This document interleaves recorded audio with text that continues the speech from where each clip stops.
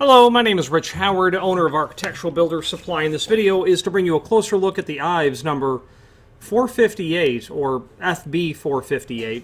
I know it is a 458. They added the they added suffixes to their part numbers years ago.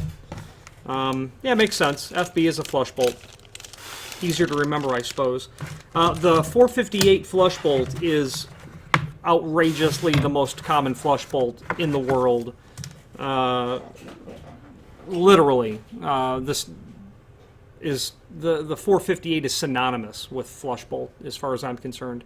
The FB458 is a manual lever extension type flush bolt that you are going to see installed ubiquitously on metal doors is really what it's intended for, but wood doors as well. And while it's not intended for wood doors, it can be installed on wood doors, and very often is, quite frankly. This is what it looks like, and we're going to talk about the wood door type comment in a moment. The FB458 is representative of the fact that this is in this video is going to be a visual tour of the item. It'll be a dimensional review of the item. It'll be a review of when and what it's used for, and then how to install it, and some other options, I suppose. So, visual tour. Manual lever style. You can see why we would call it a lever style. Manual. You're going to get with that the rod guide along with the strike plate as well, and then the fasteners. So here are the fasteners for the strikes and for the body. These are a combination wood and machine thread, permitting you to install it either way. There's your rod guide plate, your strike plate for the header or for the sill, and then your threaded rod with the bolt head. The length of this threaded rod is, this is a 12-inch flush bolt, but the length of the rod is not 12-inch. The way that this is accomplished is from the top or the bottom of the door to the center of its faceplate. That's the dimension. You would use a 12-inch for standard door heights, 6'8", 7'0". You get into taller doors, it's really time to think about a longer rod, an 18-inch rod or a 24-inch rod, 36-inch, 30, 36, or even longer, depending on the door height. If a 12-inch rod is typical for a 7-foot door, a 24-inch installation for the top flush bolt would be typical for an 8-foot door, and you see how the logic continues. There are links below this video to the other optional rod lengths that you would order the 12-inch and then just add the extra rod, and you're literally going to get a longer rod. This is in the shape of a D. If you use your imagination, you can see why we call it that, as is the guide. And that's intentional because you don't want, over time, this bolt head unthreading and then falling into the door. So that's why that's the case. And this is the guide. This will get mortised or attached to the top or bottom of the door to keep the location of that rod true. Okay. Dimensional review. Let's go over it now. A 458 is 6 3/4 by 1. 6 3/4 tall, 1 inch wide. The strike is about 2 inch, I think. Maybe 2 1/4. Let's look. 2 1/4 by 15/16. Typical strike.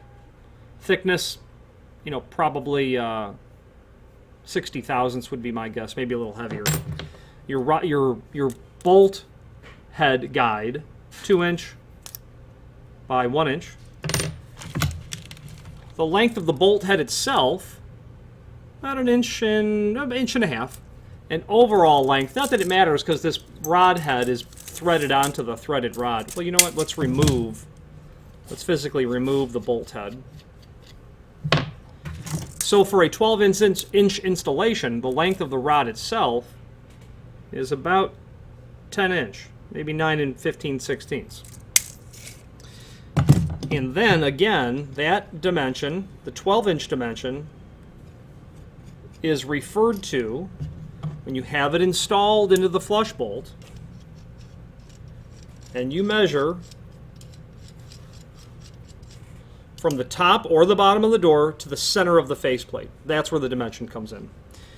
Some people install taller ones on the floor as well. I've seen 18-inch and 24-inch installed in the bottom position. Just simply means that the client doesn't want to reach over so far to lift that bottom flush bolt. Makes perfect sense.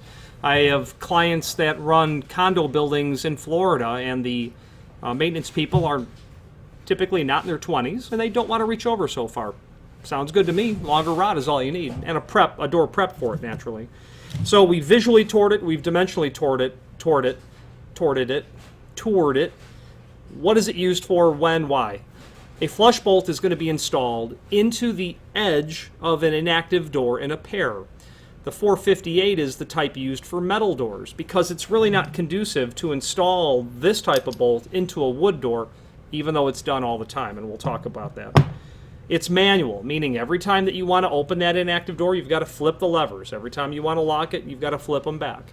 They make semi-automatic, which is a combination of an automatic flush bolt, which has a spring-loaded trigger, so that when the active door closes against the inactive, it will force the bolt up and down. If you have one automatic and then a manual, that would be semi-automatic, and there are applications where that makes sense. You can also have fully automatic, so that every time the active door is open, the inactive door is now unlatched. So if you are doing work where that's quite conducive to have both doors, or to automatically have the inactive door unlatched so you can push or pull it open when you've got the inactive door open, the active door opened, makes perfect sense. Same condo scenario. Let's say that this is the storage shed of the engineer's material, stuff that he uses to maintain the property. Open the active door, open up the inactive door automatically. You don't have to reach and flip the levers. And if you're going through all day, that might make a lot of sense for you. So keep that in mind. Now, I've also seen these installed on the face of the door as well. I've seen these installed in a pair of wooden doors in a church, and they literally wanted to flip that door open without having to open the active door to get to the edge of the door at all. So what can elegantly happen is, I believe the application was a pair of wooden doors in a church. The usher wants to be able to unlatch the inactive door without opening the active. He can unlock the lock that's there. The active door is now unlocked. Flip the bolts on the face of the inactive door. Now you can literally have everyone exit without interrupting anything that's occurring with intruding daylight, etc.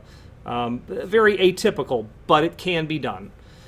Now, why is it not the best bolt? And the one that you want for a wood door is the FB458. And there is a link below this video to the manufacturer's page. Pardon me, there's a link below this video to a document called Product Brochure where you can pull up the different flush bolts. And the FB458 is the one meant for wood doors. The downside of that is you're not going to install that because that's what's called a corner-style flush bolt. You won't install that on an 8-foot door because you'd need a step stool to get up to reach it. Now, the problem with installing these on a steel door, it's easy. You just have to prep your 6 3/4 by 1, have your mounting tabs, prep the bottom or prep the top or bottom of your door for the bolt guide, and the cut sheet is there, which gives you all of the dimensional properties to do so. And you'll note that that cut sheet, which is really a template, does not refer at all to how you would prep for a wood door, because it's not intended for a wood door. But prepping it for a wood door would not be impossible, but it requires some special tools, or if you are ordering doors from the factory, you'll certainly want them to prep for this. You would need to do the prep for the body, which would be, this area down here, staying away from the holes for the screws, and then the plate. Well, you can certainly mortise for that. That's easy. Let's say you prepped that deep, that long, that wide, and then the 6 3/4 by 1 with the thickness of the plate, which, let's say, 1/8 of an inch. The trouble comes in is getting this fed down through the top of the door. Now, they do make a fixture that you can clamp onto the top or bottom of the door, and then you get an 18-inch specialty drill bit, and you work that bit down through the door quite perilously close, because you need to drill that center right to this area. So you are really close to breaching the style of the door. And I've done it scores of times, hundreds of times, realistically hundreds of times. But in a wood door manufacturing setting, you'll have those tools if you're not already making the components on a CNC machine when you're laying the doors up. So if you're going to prep for these in your shop, you need a long drill bit, and then you need a fixture to drill straight. Now the problem with doing that is you're going to have disparate materials that you're drilling through. Let's say that the style is hardwood. Let's say that the backer behind it is softwood. Or let's say it's all a single piece, but then to the core there's a void. That drill bit is going to constantly seek the least dense material, and you will have a scenario where the bit goes this way, or you'll have a scenario where you come out and rupture through the style. And with practice you get really good at it, but 1 out of 10 of them seems to just be a nightmare because of that disparate material that you're trying to drill through. These are the reasons why you avoid an FB458 in a wood door. But again, completely possible. Done it hundreds of times myself. If you have a wood door 6.8 or 7.0, go with an FB358. It's far easier to machine. You don't need any specialty tools that you will not use for any other task.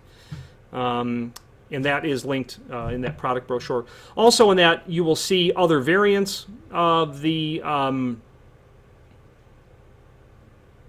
flush bolts, semi-automatic.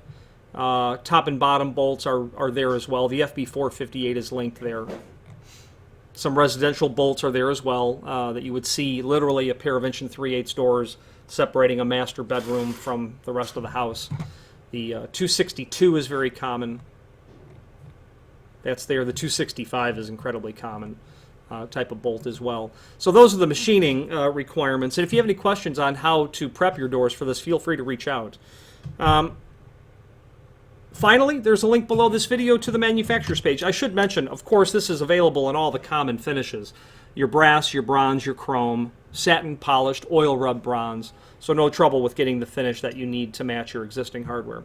Finally, there's a link below this video to the manufacturer's page where you can pull up not only all of the Ives products that we sell, but also a link to the manufacturer's website, as well as a link to the full product catalog. If you have any questions on the Ives FB458, US26D manual flush bolt, or any other Ives product, please feel free to reach out to us. Thank you.